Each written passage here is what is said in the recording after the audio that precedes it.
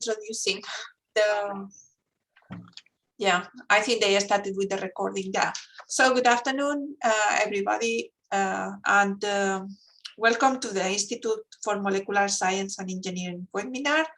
Today we have Dr. Francesco Aprile, and I am Magdalena Sastre. I'm going to be the chair of this seminar.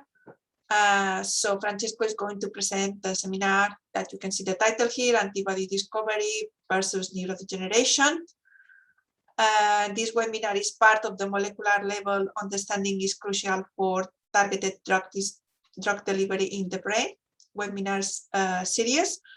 I'm going to just make some comments. So we will be putting some helpful links in the chat function.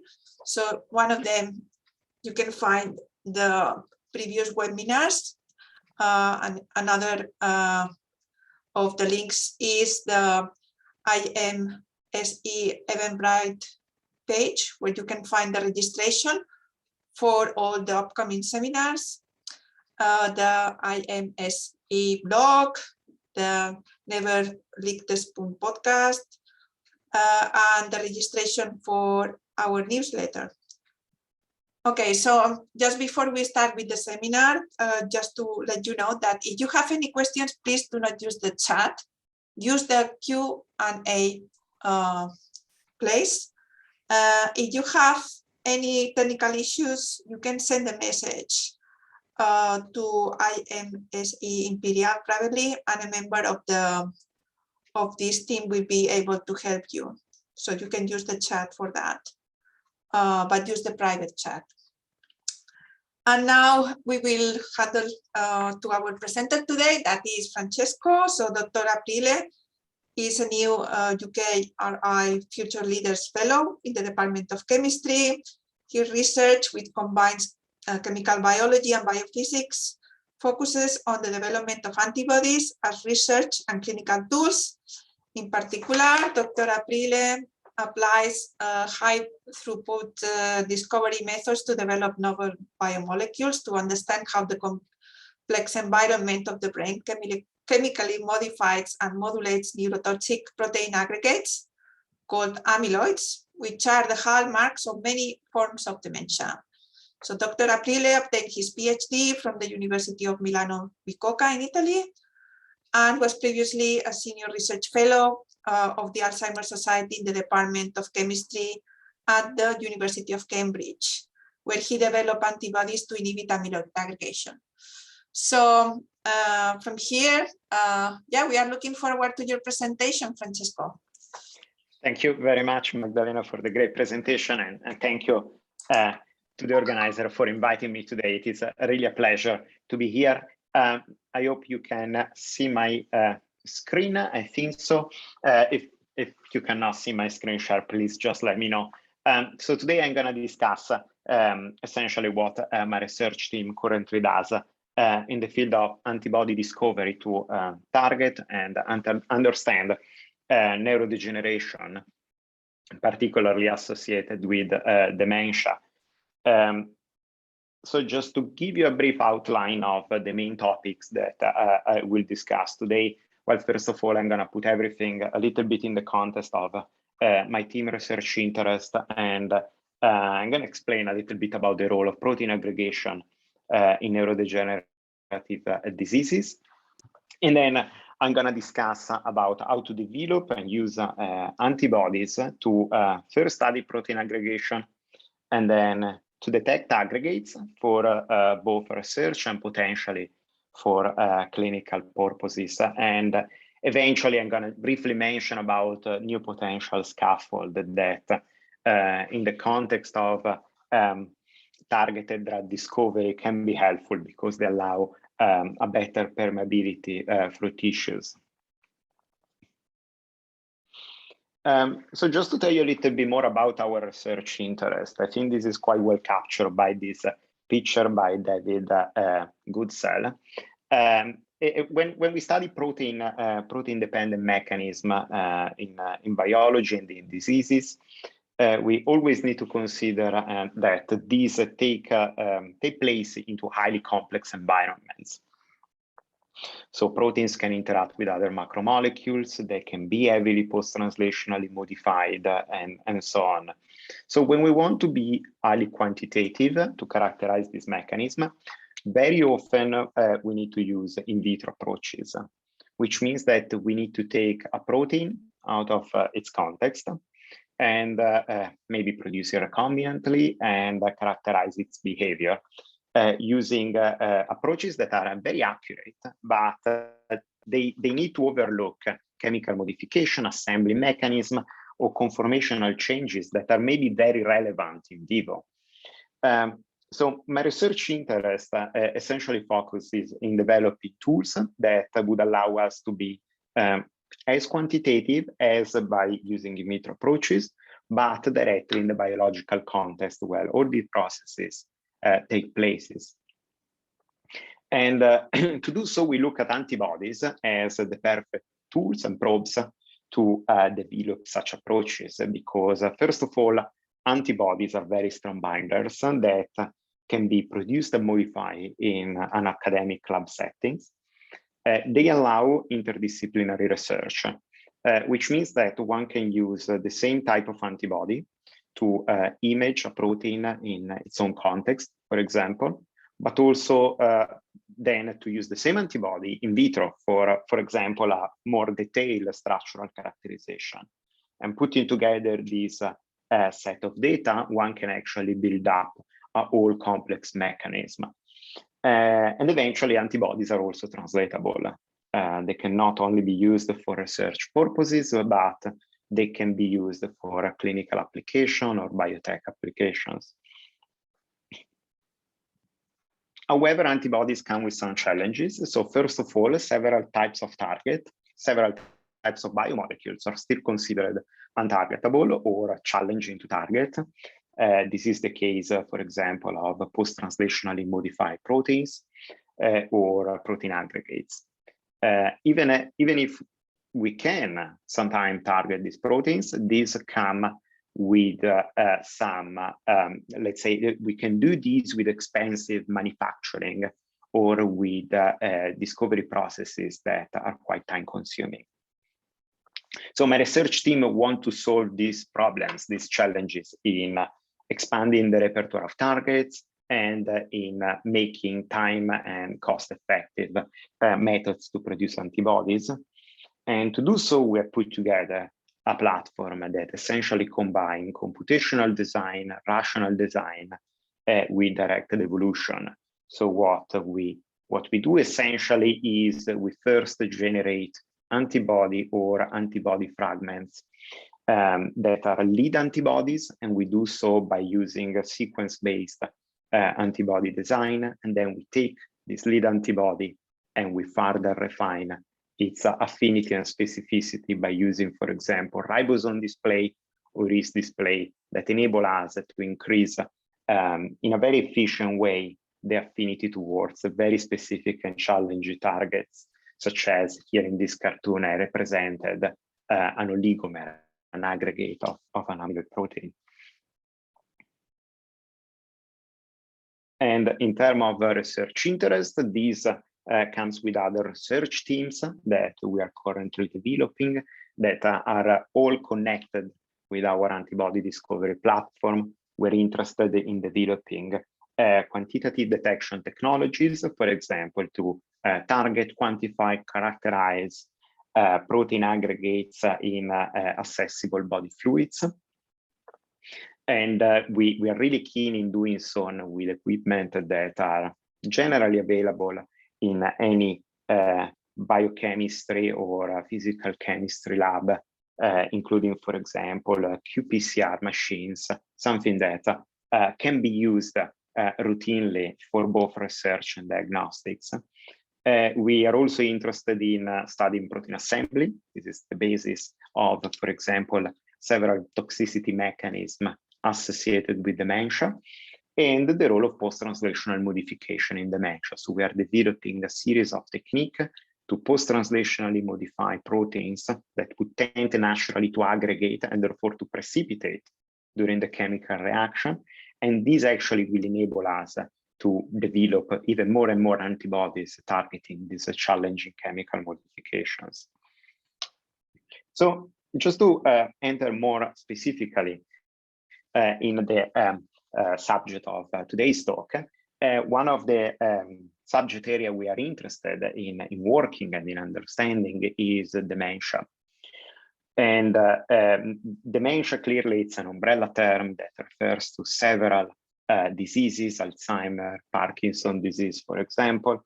And it's a global challenge. It affects several million people worldwide. I mean, it has been predicted by 2030 to affect approximately 80 million people. In 2050, 150 million people, and it costs society a huge amount of money.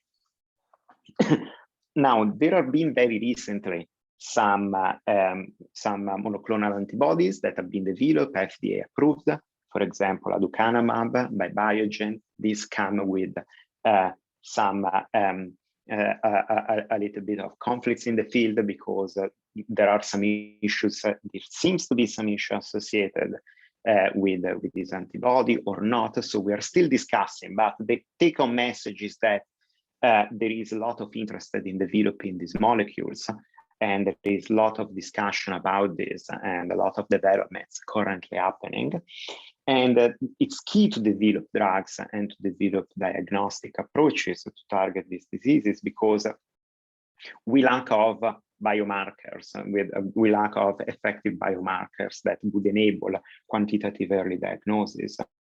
So here on the right side of the slide, I essentially representing one of the approaches that is currently used to diagnose dementia, where essentially we ask, one can ask a patient to draw a clock, and based on the ability to draw this clock, we can associate some level of cognitive impairment. Clearly, this can be an effective method, but it's not very quantitative and cannot catch the disease early onset. So it's based really on symptoms. And for all these diseases, we will see soon, it's very important to be to diagnose the pathology early onset. So one of the hallmark of these diseases is the deposition of plaques in the brain of patients and aggregates. So these aggregates are called plaques, for example, in the case of Alzheimer disease, if they are extracellular. There are other aggregates which are intracellular, made by the protein tau. And these aggregates are associated with specific neuronal death. So we can see very specific neuronal death associated with Parkinson, Alzheimer disease, frontotemporal dementia. Only a specific subset of neuron will die in the presence of these aggregates. The relationship between the aggregates and the neuronal death is still under debate, as well as a potential toxicity mechanism, but clearly this is an important mechanism of pathology in all of these diseases. There is a challenge when we study amyloid aggregates, which is due to the fact that they have several different conformation and shapes. Some of them have this fibrillar-like conformation, highly enriched in cross beta sheets. Some other are smaller and round shape, and particularly these aggregates seems to be highly toxic. And there is a lot of research which focuses in understanding how these round shape aggregates, which are called oligomers, interact with neurons. And in several cases, it has been reported that, for example, they can form pores within the membrane of neurons, or they can interact with the resident immune system, triggering inflammation, or induce the activation of ROS, so oxygen-reactive species.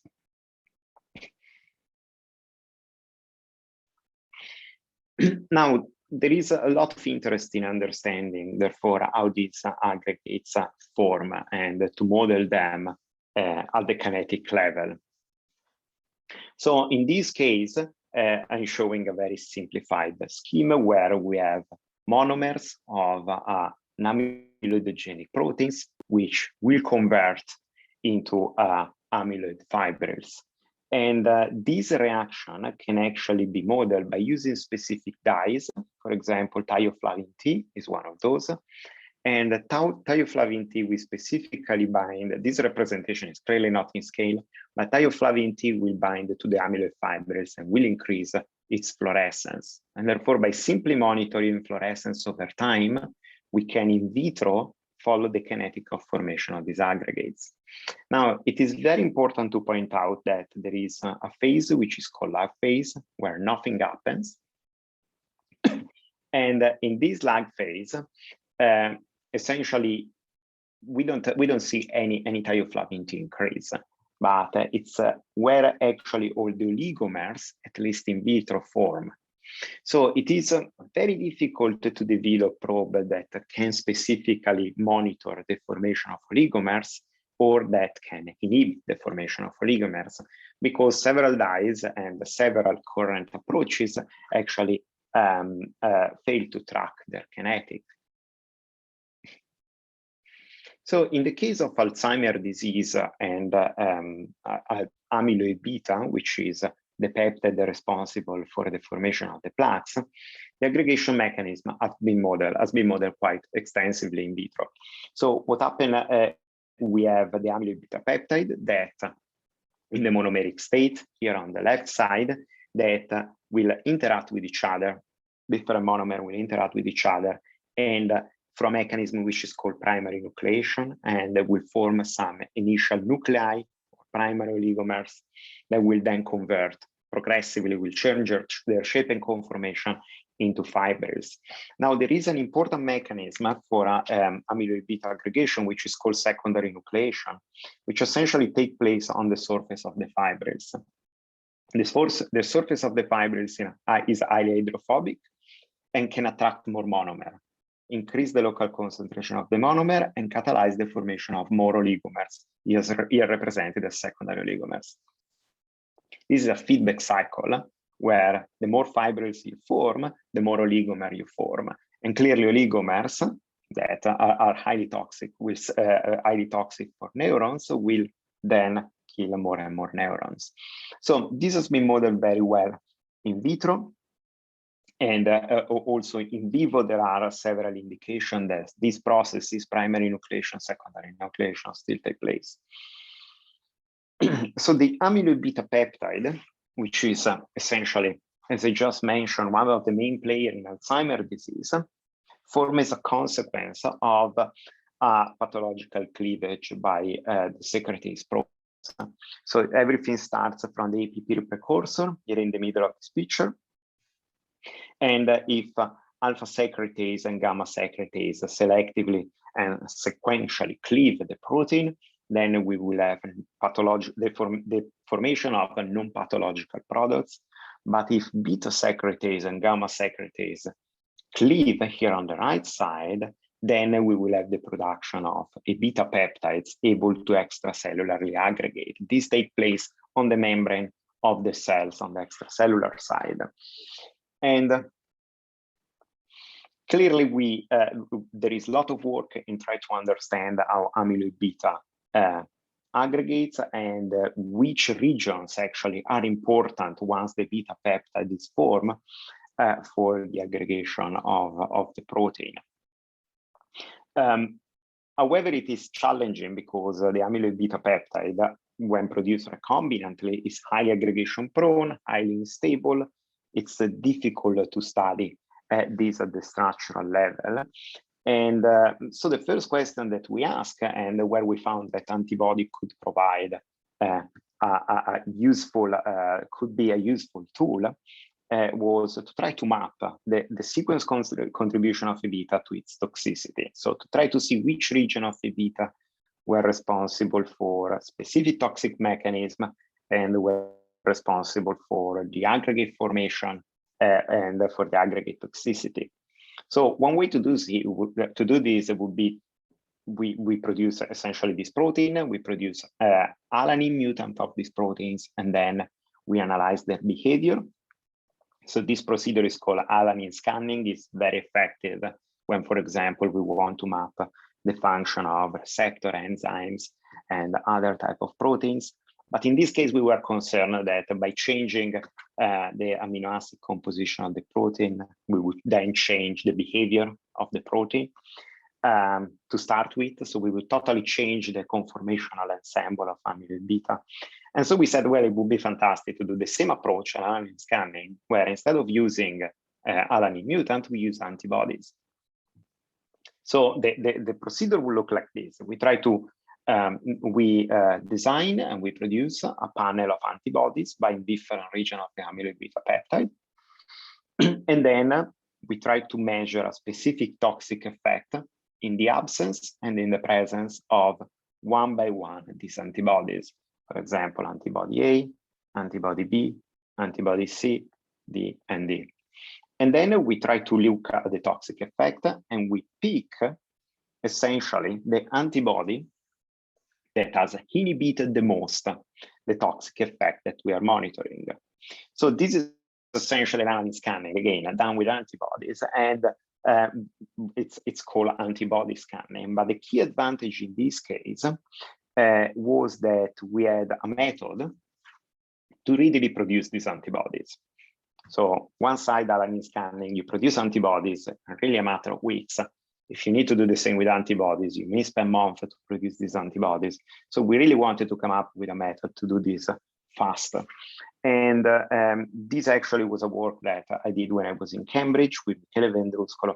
And we developed a method that enabled us to design antibodies computationally in really a matter of weeks. So this is based on a PDB library of fragments.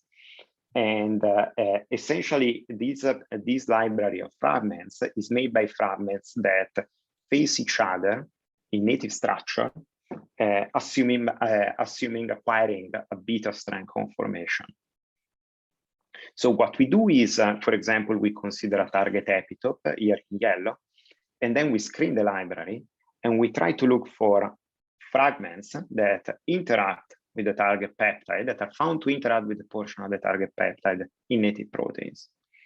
And we keep doing so, but in the second iteration, we also include as a parameter that the targets must overlap for a bit, until essentially we are able to design a complementary peptide that is predicted to establish a beta strand conformation with our target peptide. And the next step is we take this peptide, we make the DNA sequence, and then we clone it into a suitable DNA scaffold, such as, for example, a single domain antibody that could be produced and characterized very easily, produced in E. coli and characterized very easily in a biochemistry lab setting. So with this, we build our library of antibodies targeting 5 regions of the amyloid beta peptide. There was essentially a coverage of 75–80% of the sequence of the amyloid beta peptide. And then we set up our screening strategy. So first of all, we look at the formation of the oligomers. And to do so, there is a mathematical approach that has been developed by Thomas Knowles, where essentially by looking at how the THT profile changes in the presence and absence of different conformation, of different concentration of a specific inhibitor, one can infer how primary, secondary nucleation and other microscopic steps change. And therefore, we can also infer the concentrations of oligomers that are formed. So we did so for our 5 antibodies by doing aggregation experiments in the presence of different concentrations of the antibody. And what essentially we did was we then calculate the number of oligomers formed. And we found 2 antibodies in particular, targeting the region 1825 and region 2936, that had a very specific effect in inhibiting the first one, primary nucleation, and the second one, secondary nucleation. So the first one inhibiting the formation of oligomers formed by essentially monomer interacting together at early stages, and the second one essentially by inhibiting this process where the surface of the fibrils catalyze the formation of more and more oligomers. And the thing that we like between, as I mentioned at the beginning, the thing that we really like about antibodies that can be used across in vitro and in vivo study. This was our in vitro characterization. We then try to use this antibody also in vivo. And to do so, we use C. elegans, which is quite suitable for high throughput analysis. And we use a model of A-beta toxicity, where A-beta was essentially expressed in the body wall muscle cells and would cause paralysis during aggregation. So our readout essentially was monitoring the movement of our C. elegans worms, and in the presence of and absence of our antibodies, and use this to measure the efficacy of our antibodies.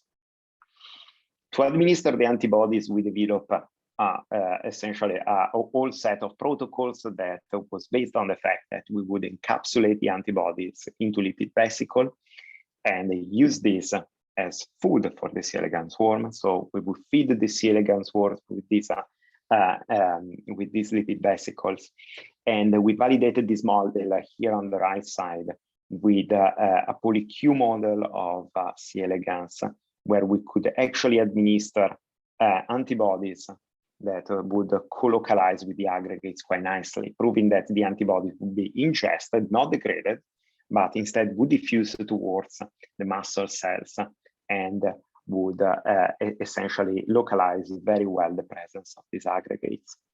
So we use the same protocol with our antibodies, and then we measure the fitness, the movement of our C. elegans worms.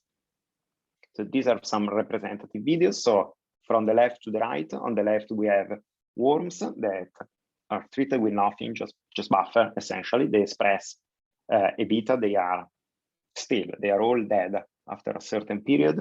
If we then administer on the right side, there are our control worms that instead move quite happily. And in the middle, we have worms that have been treated with our two antibodies. So 1825, specific for primary nucleation, and 2936, more specific for secondary. And the interesting thing that actually matched quite well with in vitro data was that the antibody 1825 was more effective, as shown here in the plot at the bottom. It was more effective when given to the C. elegans worms very early during his adult stages. We would see, while instead, yes, the 2936 would be effective, but less with respect to this antibody. This effect will swap if we will give the antibodies later on. And this matches very well with the fact that primary nucleation plays an important role early on during the disease, while secondary nucleation requires some fibrils to be already formed in order to promote the formation of oligomers. So it was a very nice match, a very nice, in my opinion, use of the antibodies to actually combine in vitro and in vivo data to provide this picture of this mechanism. We then take this approach further with David Kleinerman and Suman Dev from Cambridge and Sheffield, respectively, in order to map out other toxic effects of the amyloid beta peptide, in particular the ability of amyloid beta to permeabilize membranes, for example, as I mentioned before, to create pores within lipid membranes or to trigger inflammation. So we did this with two tests. One is a membrane permeabilization assay developed by David Kleinerman, and the other one is essentially a TNF-alpha ELISA assay. And we could actually understand at the end of this whole story that we have a situation where the N-terminus of the amyloid beta plays an important role in triggering the inflammation mechanism within the brain, while the C-terminal region is more important for membrane permeabilization. And personally, what I also found very interesting was this region 2936 that was triggering the formation of oligomers and could have been used as a potential biomarker or as a therapeutic target to inhibit this pathological aggregation. Now, we actually use this region to take a step further. So as I mentioned, clearly this is a region that is important for secondary nucleation. And secondary nucleation, again, is this process where the membrane, the surface of fibrils attract monomer and catalyze the formation of oligomers. However, there was an interesting point to make, which is this region, 2936, is buried within the core of the amyloid fibrils. So if we imagine an antibody inhibiting the formation of oligomers by binding this region, well, this means that the mechanism of inhibition is not based on the fact that the antibody will bind to the surface of the fibrils, masking them from the interaction with the monomer, but will most likely be a direct interaction with the oligomers. So this was our starting hypothesis. So this region must be selectively exposed in the oligomers. So can we use this information to make more oligomer-specific antibodies and eventually use them as diagnostic tool, for example? So we did exactly the same procedure. We designed more and more oligomer-specific antibodies by simply using a computational method and focusing on this region 2936 or a JSON region. And just for the sake of time, I'm not gonna explain the whole screening procedure, but we come up with one of these antibody, which is the one where the CDR is at the very bottom of this table. Sometimes, unfortunately, my mouse disappeared from the slide, but it's this ESCA FGRA antibody that we found to be very strong binders to amyloid beta 42 oligomers. And then we characterize the specificity and binding further. So first of all, we did a very detailed characterization using microscopy, fluorescent microscopy. This was done in collaboration with Steve Lee in Cambridge. So in this experiment, this is a TIRF experiment where we perform aggregation reaction of amyloid beta, and then we took different time points, caught microscopy slides, and use thioflavin T to image the aggregates, and use a fluorescently labeled variant of our antibody, so generated antibody that we will call in Desabo. So as we can see in the THT channel, we can actually see that the THT signal progressively increases over time. So we can actually see that at the beginning, after 20 minutes, we have just a couple of spots, but then eventually after 200 minutes, we can actually see fully formed fibers in our solution. If instead we look at this above, we can see that the signal increase until more or less 100 minutes, and then it disappears. This in vitro highlights a behavior that is quite characteristic for oligomers, because oligomers, they would spontaneously convert into amyloid fibrils. And so they would reach a peak of concentration that would then progressively decrease because they are interconverting into higher order aggregates. And then there is the composite image to actually see the colocalization of the two signals. Now, if we try in fact to plot the coincidence signal, the percentage of coincidence between thioflavin T and our antibody, we can actually see that this peak at about 70-100 hours, where theoretically speaking, the maximum concentration of oligomers can be predicted at this concentration of amyloid beta. So we also did some super resolution microscopy, again in collaboration with Steve in Cambridge, and in this case we use a STORM. So we use a fluorescently labeled variant of our antibody, and what STORM does is we use lights which are crowded with our sample, and we stochastically and in a cyclic way switch on and off the fluorophores that are associated to the antibody. And then by a software analysis, one can actually reconstruct the full size of the diffraction limited objects. And on the left side, there is a sample containing oligomers, on the right side, sample containing fibrils. Now, these are essentially the raw data, the raw movie and process, but I think it gives a very nice idea of the fact that we can observe several binding events on the left side, while on the fibril side, essentially, we cannot see very much.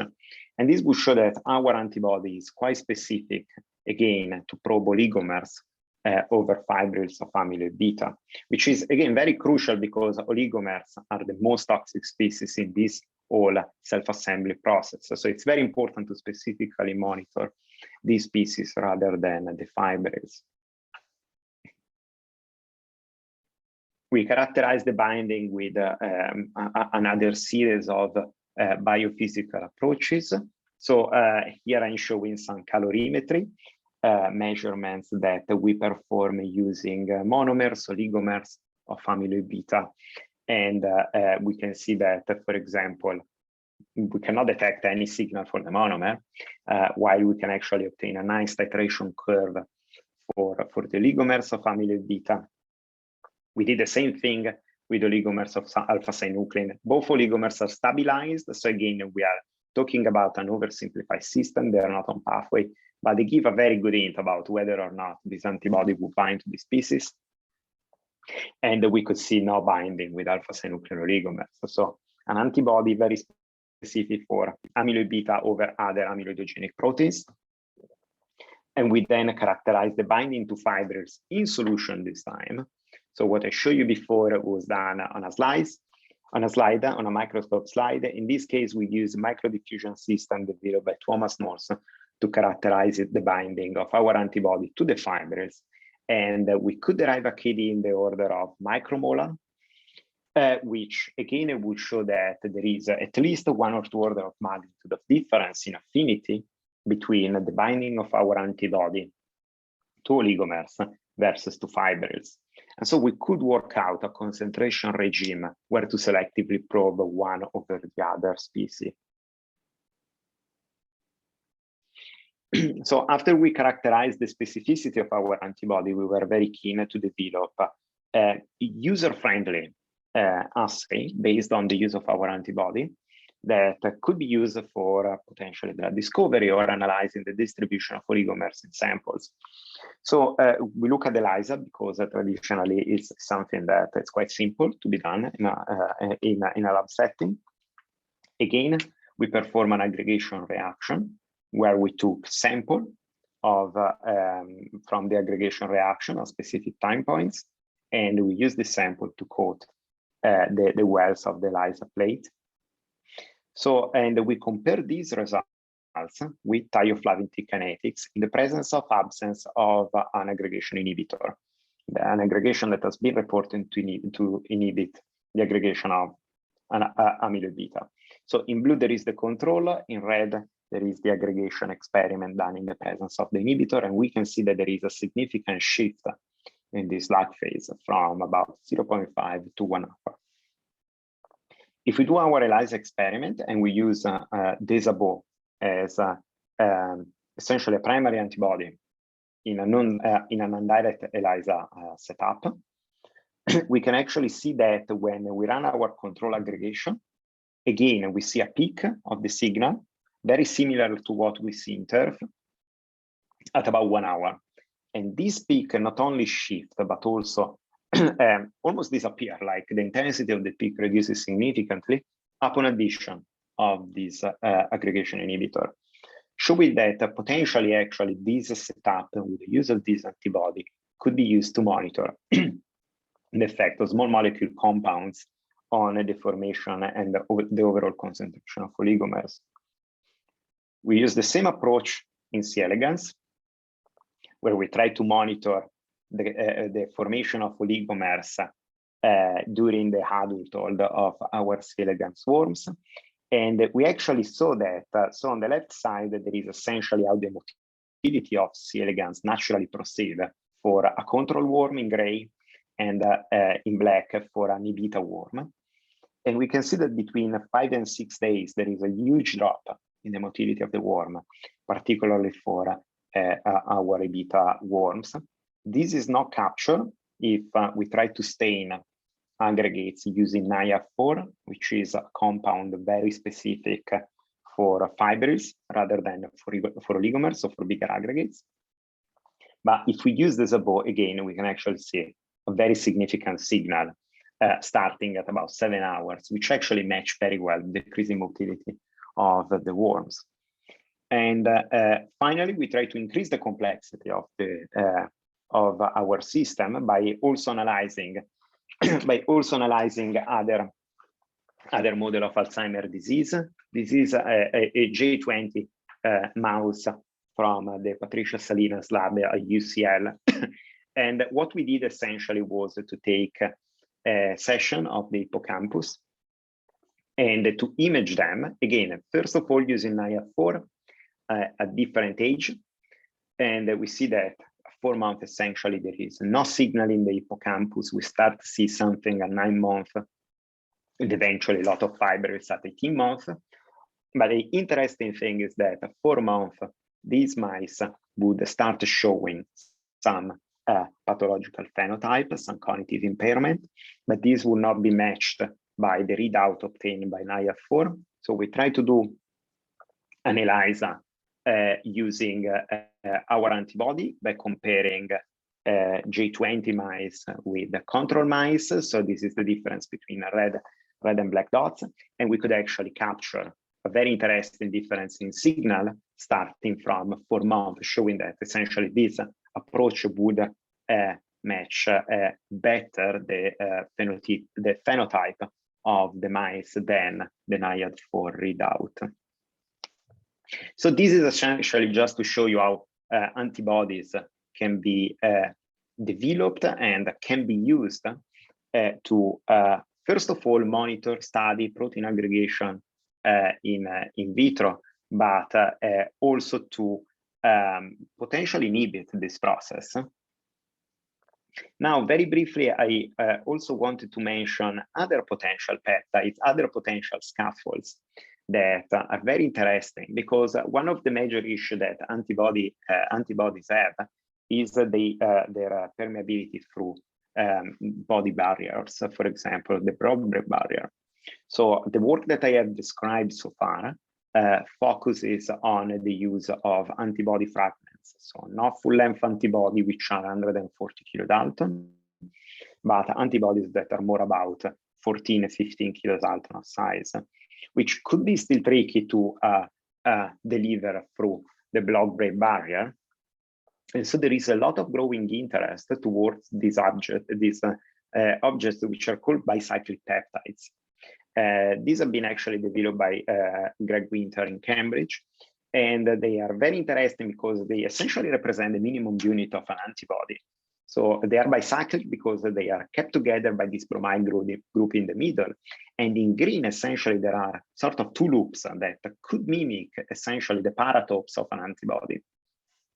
Their size is very comparable to a small molecule rather than to an antibody. Here I just put the variable, one of the variable domain of an antibody molecule, just as a reference.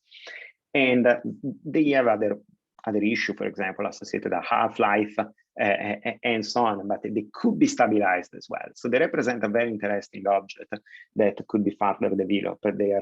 They could be rationally designed. They could be evolved by directed evolution. So they are very interesting future approach, in my opinion. And just to show you some recent data that we have obtained, again in collaboration with Cambridge. In this case, we developed some Tatsuya Kanue developed some bicyclic peptide to inhibit the aggregation of the amyloid beta peptide.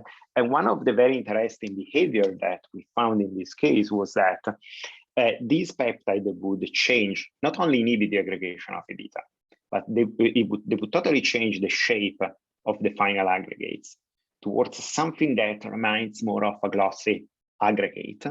And the mechanism of formation start to resemble the mechanism of liquid-liquid phase separation that has been observed for several other amyloidogenic proteins. And these aggregates are much less toxic compared to the aggregates that are formed in the context of an amyloid aggregation process. And so this is just a very brief mention of an object that could be a valuable alternative to antibodies and antibody scaffolds. And altogether, as a second conclusion of the talk, I hope that I convince about the possibility to rationally design and evolve antibodies that target, inhibit, and be used to study the formation of amyloidogenic aggregates, including oligomers that are very challenging to study both in vitro and in vivo. And just to put all together, essentially, what I showed to you during this talk, essentially, is a sort of path from rational design and antibody-based studies to the development of potentially new research and clinical tools. And this, I think, it's quite fascinating and possible with antibody, and because of their ability, essentially, to be used at the interface of several disciplines. And with this, I would like to end my talk, and thanks to all our fantastic collaborators, my group members and funders, and you for your kind attention. Thanks very much, Francesco. So we have a couple of questions in the question and answer. So if anyone else wants to ask questions, please use the Q&A place. Yeah, there is one of the attendees is asking, do amyloid alpha-synuclein antibodies actually have any effectiveness? Yes. So, well, regarding those that I have presented, I hope I convinced you that we can use them actually to inhibit the aggregation of these proteins. Clearly, it's always about increasing complexity of the system under investigation. So these antibodies are very effective in inhibiting the aggregation of amyloid beta alpha-synuclein in vitro. Absolutely, 100%. They can also be very specific and just act on one over the other proteins. In C. elegans, they were quite effective as well. Like we could rescue the phenotype of the C. elegans very well. We're interested in testing them now also in mice. To put everything in a more general context, I mentioned at the beginning, for example, aducanumab, that seem to be quite effective actually in removing plaques from the brain. There were also other antibodies that are currently developed. Now, this is clearly a very dynamic field where the problem could be the effectiveness of the antibodies, how much antibody we are actually able to deliver to the brain, the specificity of the antibody, secondary effect of the antibody. But overall, as a strategy, I think that antibody could very well inhibit the aggregation of these proteins. There is another question from Dolga Korvax, said, how do antibody prevent aggregation? Yes, this would depend on two things. So, okay, so it depends where they bind, first of all, and it depends what they bind. For example, if I mentioned that the aggregation of amyloid beta and the protein can be modeled through primary, secondary nucleation. I didn't specifically went into elongation, but that's another possibility. Sometimes it's not recommended, but it's another mechanism. So antibodies could inhibit any of these processes. They could disassemble these aggregates. Theoretically, if they have an SC domain and they're able to recruit the immune system, they could simply promote the degradation. These are all mechanisms that are possible.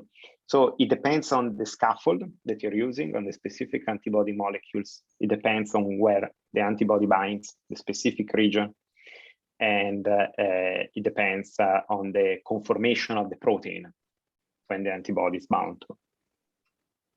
Okay, thank you. I just wanted to ask if you have looked or someone has looked at the effect of the use of antibodies in glial activation, if they have any effect in reducing microglia activation, for instance.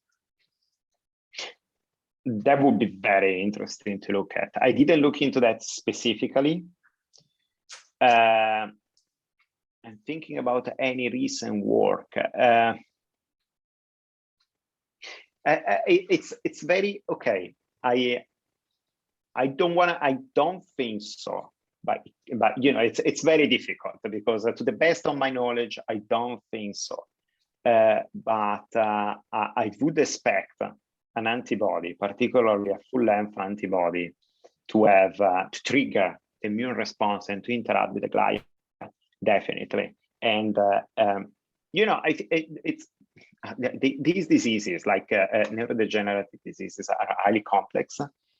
So I want to be very, very clear. Like, I'm not like promoting like the antibody as the solution. There are several other approaches, and I really think that eventually it will be a combination of different approaches, small molecule, or you know, acting on the immune system, or completely disregarding amyloid aggregation and looking at other mechanisms. So I really think that inhibition of aggregation is something that definitely plays a key role. The use of antibody, in my opinion, would be terrific. Glia activation through antibodies definitely would be something to look into that. Yeah. Okay, thanks very much. So they were asking if they have a great presentation, so they want to know if you welcome undergraduate students in your lab.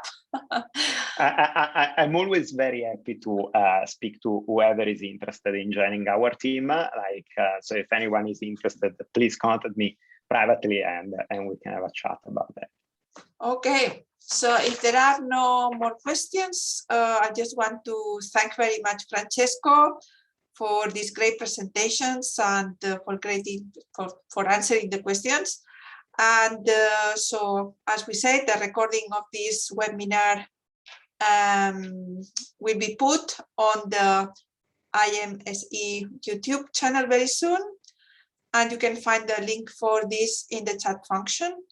And the next webinar for this series will be on the 25th of January at 2 o'clock, entitled Non-Invasive Drug Delivery to the Brain Using Short Pulse of Ultrasound, presented by Dr. James Choi from the Department of Bioengineering.